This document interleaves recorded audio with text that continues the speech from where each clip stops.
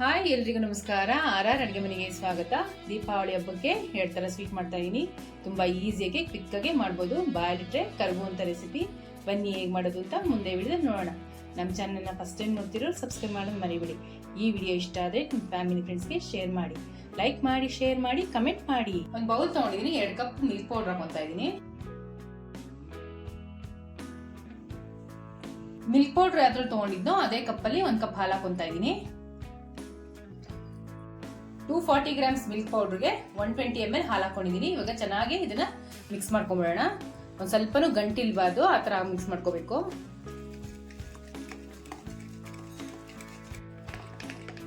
ನೋಡಿ, ಒಂಚೂರು ಗಂಟಿಲ್ದಂಗೆ ಮಿಕ್ಸ್ ಮಾಡ್ಕೊಂಡಿದ್ದೀನಿ. ಇಷ್ಟು ಸ್ಮೂತ್ ಆಗಿದೆ. ತಳದಪ್ಪ ಇರೋ ಒಂದು ಬಾಣಲಿ ತಗೊಂಡಿದ್ದೀನಿ, ಅದಕ್ಕೆ 2 ಟೇಬಲ್ ಸ್ಪೂನ್ ತುಪ್ಪ ಹಾಕೊತಾ ಇದ್ದೀನಿ.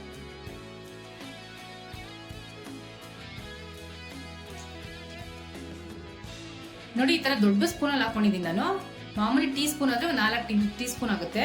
ನೋಡಿ, ಯಾವತ್ತು ಸ್ವೀಟ್ ಮಾಡ್ಬೇಕಾದ್ರೆ ಈ ತರ ತಳ ದಪ್ಪ ಇರೋ ಪಾತ್ರೆ ತಗೋಬೇಕು, ಇಲ್ಲಾಂದ್ರೆ ತಳ ಹಿಡಿದುಬಿಡುತ್ತೆ. ತುಪ್ಪ ಕಾದಿದೆ, ಮಿಲ್ಕ್ ಪೌಡರ್ ಮಿಕ್ಸ್ ಮಾಡ್ಕೊಂಡಿದ್ದಲ್ಲ ಅದನ್ನ ಹಾಕೊಂತಾ ಇದೀನಿ ಇದಕ್ಕೆ. ನೋಡಿ, ಇವಾಗ ಮಿಕ್ಸ್ ಮಾಡ್ಕೊಂಡ್ಬಿಡೋಣ. ತುಪ್ಪದ ಜೊತೆ ನೀಟಾಗಿ ಹೊಂದ್ಕೋಬೇಕು ಮಿಲ್ಕ್ ಪೌಡ್ರು, ಆ ತರ ಮಿಕ್ಸ್ ಮಾಡ್ಕೋಬೇಕು. ಮತ್ತೆ ಆದಷ್ಟು ಲೋ ಫ್ಲೇಮ್ ಅಲ್ಲೇ ಇರಬೇಕು, ಹೈ ಫ್ಲೇಮ್ ಅಲ್ಲಿ ಮಾಡಬಾರ್ದು. ಇದು ಕೆಲಸ ಇರೋದೇ ಇಲ್ಲಿ. ಮತ್ತೆ ಕೈ ಬಿಡಬಾರ್ದು, ತಿರ್ಸ್ತಾನೇ ಇರಬೇಕು.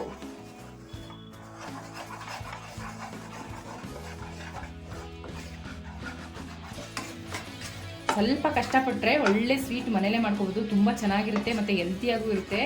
ಅಂಗಡಿಗಿಂತ ಸೂಪರ್ ಆಗಿರುತ್ತೆ ಸ್ವೀಟು. ನೋಡಿ, ತಳ ಬಿಟ್ಟಿದೆ. ಇವಾಗ ಆಗಿದೆ. ಇದನ್ನ ಒಂದು ತಟ್ಟೆಗೆ ಶಿಫ್ಟ್ ಮಾಡ್ಕೊಂಬಿಡೋಣ. ಒಂದು ಪ್ಲೇಟಿಗೆ ತುಪ್ಪ ಹಚ್ಚಿಟ್ಕೊಂಡಿದ್ದೀನಿ, ಅದನ್ನ ಶಿಫ್ಟ್ ಮಾಡ್ಕೊತಾ ಇದ್ದೀನಿ. ಇದಕ್ಕೆ ಒಂದು 60 ಗ್ರಾಮ್ ಕೋಕೋನಟ್ ಪೌಡರ್ ಹಾಕೊತಾ ಇದ್ದೀನಿ. ಒಂದು 100 ಗ್ರಾಮ್ ಸಕ್ಕರೆ ಪೌಡರ್ ಹಾಕೊತಾ ಇದ್ದೀನಿ. ಒಂದು ಅರ್ಧ ಟೇಬಲ್ ಸ್ಪೂನ್ ಏಲಕ್ಕಿ ಎಸೆನ್ಸ್ ಹಾಕೊತಾ ಇದ್ದೀನಿ. ಬೇಕಾದ್ರೆ ಏಲಕ್ಕಿನೂ ಕುಟ್ಬಿಟ್ಟು ಹಾಕೋಬಹುದು. ಇದನ್ನ ಚೆನ್ನಾಗಿ ಹೊಂದ್ಕೊಳ್ಳೋಂಗೆ ಮಿಕ್ಸ್ ಮಾಡ್ಕೋಬೇಕು. ಚೆನ್ನಾಗಿ ಮಿಕ್ಸ್ ಮಾಡ್ಕೊಂಡಾಗಿದೆ. ಇವಾಗ ಉಂಡೆ ಕಟ್ಕೊಂಡ್ಬಿಡೋಣ. ನೋಡಿ, ನಾನು ಲಡ್ಡು ತರ ಮಾಡ್ಕೋತೀನಿ, ನೀವು ಬೇಕಾದ್ರೆ ಯಾವ ಶೇಪಲ್ಲಾದ್ರೂ ಮಾಡ್ಕೋಬಹುದು.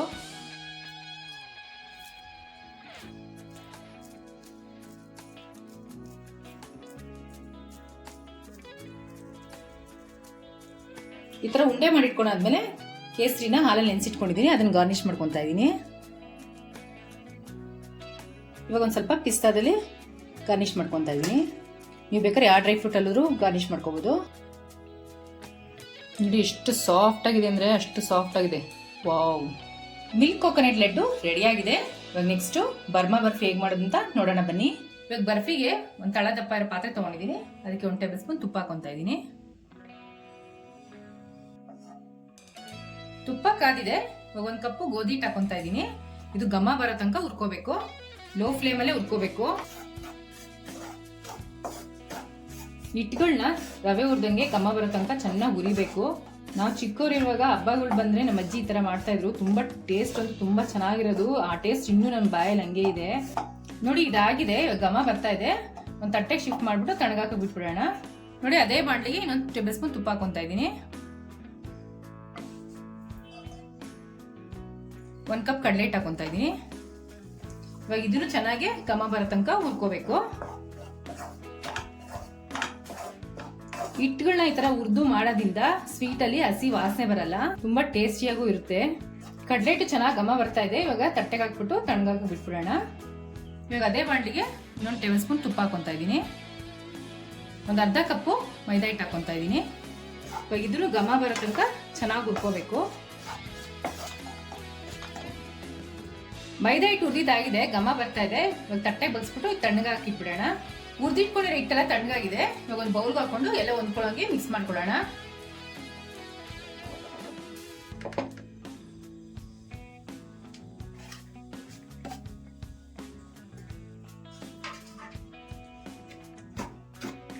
ನೋಡಿ, ಈ ತರ ಹಿಟ್ಟು 3 ಬ್ಲೆಂಡ್ ಆಗೋಂಗೆ ಮಿಕ್ಸ್ ಮಾಡ್ಕೋಬೇಕು. ನೋಡಿ, ಮಿಕ್ಸ್ ಮಾಡ್ಕೊಂಡು ಆಗಿದೆ. ಇವಾಗ ಇದನ್ನ ಪಕ್ಕಕ್ಕೆ ಇಟ್ಕೊಂಡ್ಬಿಡೋಣ. ಒಂದು ಪ್ಯಾನ್ ತಗೊಂಡಿದ್ದೀನಿ, ಅದಕ್ಕೆ ಒಂದು ಅರ್ಧ ಕಪ್ ತುಪ್ಪ ಹಾಕೊತಾ ಇದ್ದೀನಿ. ಅದೇ ತುಪ್ಪಕ್ಕೆ 2 ಕಪ್ ನೀರು ಹಾಕೊತಾ ಇದ್ದೀನಿ. ಇವಾಗ ನೀರು ಕಾಯ್ತಾ ಇದೆ, ಇದಕ್ಕೆ 1 ಕಪ್ ಸಕ್ಕರೆ ಹಾಕೊತಾ ಇದ್ದೀನಿ. ಇವಾಗ ಇದನ್ನ ಒಂದ್ಸಲಿ ಮಿಕ್ಸ್ ಮಾಡ್ಕೊಂಬಿಡೋಣ. ಸಿಹಿ ಜಾಸ್ತಿ ತಿನ್ನೋರು ಸ್ವಲ್ಪ ಸಕ್ಕರೆ ಜಾಸ್ತಿ ಹಾಕೊಳ್ಳಿ. ಸಕ್ಕರೆ ಕರಗೋ ತನಕ ಚೆನ್ನಾಗಿ ತಿರುಗಿಸ್ಕೋಬೇಕು. ಈ ತರನೇ ಸಕ್ಕರೆ ಕರಗಿದೆ. ಇವಾಗ ಕೊಕೊನಟ್ ಪೌಡರ್ ಹಾಕೊಂತ ಇದ್ದೀನಿ 1 ಕಪ್ಪು. ಇವಾಗ ಇದನ್ನ ಒಂದ್ಸರಿ ಮಿಕ್ಸ್ ಮಾಡ್ಕೊಂಬೇಡ, ನೀಟಾಗಿ ಬ್ಲೆಂಡ್ ಆಗೋಂಗೆ. ಇವಾಗ ಹುರಿದಿಟ್ಕೊಂಡಿದ್ರೆ ರೈಟು ಅದನ್ನ ಹಾಕೊಂತ ಇದೀನಿ. ನಿಧಾನಕ್ಕೆ ಹಾಕೋಬೇಕು, ನಿಧಾನಕ್ಕೆ ಹಾಕೊಂಡು ಮಿಕ್ಸ್ ಮಾಡ್ಕೋಬೇಕು, ಇಲ್ಲಾಂದ್ರೆ ಗಂಟಾಗ್ಬಿಡುತ್ತೆ.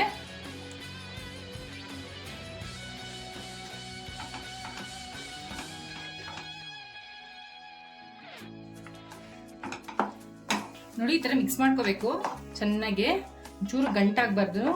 ಇವಾಗ 1/4 ಕಪ್ಪು ತುಪ್ಪ ಹಾಕೊಳ್ಳೋಣ. ಇವಾಗ ಚೆನ್ನಾಗಿ ಮಿಕ್ಸ್ ಮಾಡ್ಕೋಬೇಕು. ನೋಡಿ ಈ ತರ ತಳ ಬಿಡಬೇಕು, ಚೆನ್ನಾಗಿ ಹತ್ರ ಮಿಕ್ಸ್ ಮಾಡಬೇಕು. ನೋಡಿ ಈ ತರ ತಳ ಬಿಡ್ಬೇಕಾದ್ರೆ 1 ಟೇಬಲ್ ಸ್ಪೂನ್ ಏಲಕ್ಕಿ ಎಸೆನ್ಸ್ ಹಾಕೊಂತ ಇದೀನಿ. ಬೇಕಾದ್ರೆ ಏಲಕ್ಕಿ ಪೌಡರ್ನು ಹಾಕೋಬಹುದು. ಇವಾಗ ಒಂದ್ಸರಿ ಮಿಕ್ಸ್ ಮಾಡ್ಕೊಂಬೇಡ ಹೊಂದ್ಕೊಳ್ಳೋಂಗೆ. ಇವಾಗ ಇನ್ನೊಂದು ಟೇಬಲ್ ಸ್ಪೂನ್ ತುಪ್ಪ ಹಾಕೊಂತ ಇದೀನಿ. ತುಪ್ಪ ಹಾಕಿದಷ್ಟು ಟೇಸ್ಟ್ ಜಾಸ್ತಿ. ನೋಡಿ ಎಷ್ಟು ಚೆನ್ನಾಗಿ ತಳ ಬಿಟ್ಟಿದೆ. ಇವಾಗ ಆಗಿದೆ ಇದು. ಇವಾಗ ಒಂದು ಟ್ರೇಗೆ ಬಗ್ಸ್ಕೊಂಡ್ಬಿಡೋಣ ಇದನ್ನ. ಒಂದು ಟ್ರೇಗೆ ಬಟರ್ ಪೇಪರ್ ಹಾಕೊಂಡು ತುಪ್ಪ ಸೋರಿ ಇಟ್ಕೊಂಡಿದ್ದೀನಿ. ಇವಾಗ ಇದಕ್ಕೆ ಒಂದು ಸ್ವಲ್ಪ ಡ್ರೈ ಫ್ರೂಟ್ಸ್ ಹಾಕೊಂಡ್ಬಿಡೋಣ ಕೆಳಗಡೆ. ಇವಾಗ ಮಾಡಿಟ್ಕೊಂಡಿರೋ ಬರ್ಫಿನ ಇದಕ್ಕೆ ಶಿಫ್ಟ್ ಮಾಡ್ಕೊಂಡ್ಬಿಡೋಣ. ನೋಡಿ ಈ ತರ ಮಗ್ಚಕ್ಕಾಗಿ ತುಪ್ಪ ಸೋರಿ ಇಟ್ಕೊಂಡಿದ್ದೀನಿ. ನೀಟಾಗಿ ಸ್ಪ್ರೆಡ್ ಮಾಡ್ಕೊತಾ ಇದ್ದೀನಿ. ಬಿಸಿ ಇದ್ದಾಗೆ ಸ್ಪ್ರೆಡ್ ಮಾಡ್ಕೊಂಡ್ಬಿಡ್ಬೇಕು. ಇವಾಗ ಸ್ಪ್ರೆಡ್ ಮಾಡ್ಕೊಳ್ಳೋದಾಗಿದೆ. ಇವಾಗ ಡ್ರೈ ಫ್ರೂಟ್ ಕಟ್ ಮಾಡಿ ಇಟ್ಕೊಂಡಿದ್ದೀನಿ, ಅದನ್ನ ಹಾಕೊಂತ ಇದ್ದೀನಿ.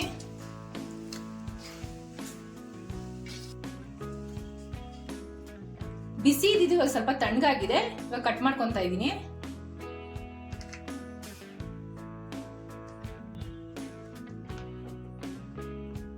ಇವಾಗ ಕಟ್ ಮಾಡ್ಕೊಂಡಾಗಿದೆ. ಸ್ವಲ್ಪ ತಣ್ಣಗಾಗ್ಬೇಕು, ಫುಲ್ ಕೂಲ್ ಆದ್ಮೇಲೆ ಟ್ರೈಯಿಂದ ತಕೊಳ್ಳೋಣ. ನೋಡಿ ಇವಾಗ ಫುಲ್ ತಣ್ಣಗಾಗಿದೆ, ಟ್ರೈಯಿಂದ ತಕೊಂಡ್ಬಿಡೋಣ. ಒಂದ್ಸರಿ ಕಟ್ ಮಾಡ್ಕೊಂಡಿರ್ತೀವಿ, ಆದ್ರೆ ಒಂದ್ಸರಿ ಹಿಂಗೆ ಕಟ್ ಮಾಡ್ಕೊಂಡು ತಗೊಳ್ಳೋದ್ರಿಂದ ನೀಟಾಗಿ ಈಸಿಯಾಗಿ ಬರುತ್ತೆ. ನೋಡಿ ಎಷ್ಟು ಚೆನ್ನಾಗಿದೆ ಅಂತ. ಬರ್ಮಾ ಬರ್ಫಿ ರೆಡಿ ಆಗಿದೆ. ಕೋಕೋನಟ್ ಮಿಲ್ಕ್ ಲಡ್ಡು ಮತ್ತೆ ಬರ್ಮಾ ಬರ್ಫಿ ರೆಡಿ ಆಗಿದೆ. ಟ್ರೈ ಮಾಡಿಬಿಟ್ಟು ಹೇಗಿತ್ತು ಅಂತ ಕಮೆಂಟ್ ಬಾಕ್ಸ್ ಅಲ್ಲಿ ತಿಳಿಸಿ. Thanks for watching our video.